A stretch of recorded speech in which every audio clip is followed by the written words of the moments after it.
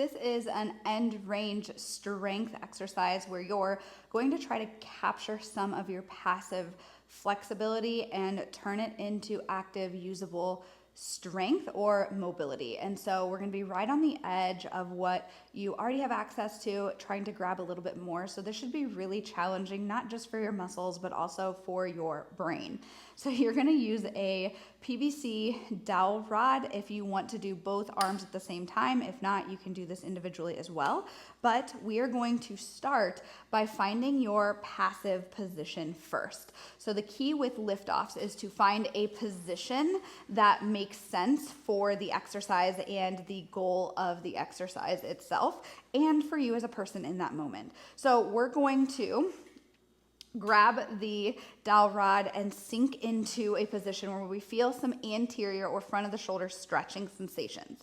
Then from here, you're going to think about trying to do the extension movement, which is going to be this movement, right? But we are going to think about just doing it off the box. Now, if I'm here and I can lift lots without leaning, then I need to slide back to make it harder. If I'm in the back and I can't do this unless I lean forward and crunch down, then I need to slide forward and make it easier. So the goal is to find a position, again, where you're able to do it and only your shoulders are lifting and nothing else is happening. So let's go through a couple of common compensations.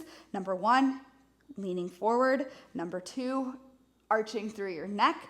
And number three is just going to be using your wrists a lot as well. We only want the shoulders moving by themselves. So finding your position, back is harder. Once again, forward's a little bit easier, where you can contract the muscles, lift, hold for the desired amount of time, 3 to 5 seconds typically, and parachute back down.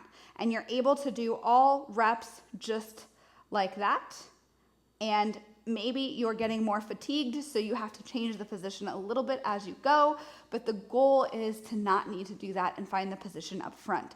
So use your first rep as a little bit of a test, and then after that, that sets your position, and you should be ready for the lift-off position for your training session. Now, over time, you should progress, not necessarily by adding a lot of time and reps, but trying to get deeper into the position. So again, you want to progress into the harder position.